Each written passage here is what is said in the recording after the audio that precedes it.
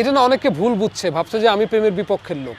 আমি প্রেমের বিপক্ষের লোক না, আমি নারী বিদ্বেষী বা ওই যে প্রেম বিদ্বেষী এই ধরনের মানুষ না। আমার গান, অন্য গান শুনলে টের পাবে প্রেম বিদ্বেষী।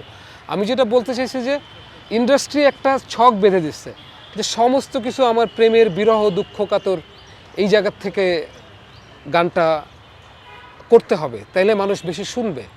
মানুষ শুধু প্রেমের, কিন্তু পৃথিবীতে আরও অজস্র বিষয় আছে। প্রেমের গান থাকবে, প্রেমের গান জরুরি। প্রেম না থাকলে কি থাকবে? প্রেম মানে তো শুধু পুরুষ নারী পুরুষ প্রেম না, প্রেমিক প্রেমিকার প্রেম না, আর অজস্র প্রেম।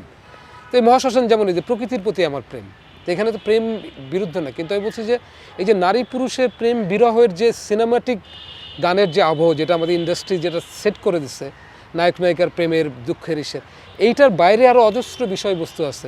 একটা প্রজাপতি জাস্ট একটা ইলেকট্রিক শক খেয়ে, একটা খাম্বা থেকে ইলেকট্রিক শক খেয়ে একটা চড়ুই পাখি পড়ে মরে গেল। এই চড়ুই পাখির প্রতিও, চড়ুই পাখিকে নিয়ে আমি গানটা লিখতে পারি, সেটাও আমার চড়ুই পাখির প্রতি প্রেম। তো শুধু এই প্রেমের বাইরে, মানে শুধুই যে প্রেমের গানই হতে হবে এটা না, আরও অজস্র বিষয় আছে, সেই বিষয়ে গান হতে পারে। আমি এইটাই বুঝছি, অনেকে ভাবছে আমি প্রেমের বিরুদ্ধে গান কথা বলছি, অবশ্যই না। আমি অবশ্যই অনেক ভালো প্রেমিক মানুষ আজীবনই।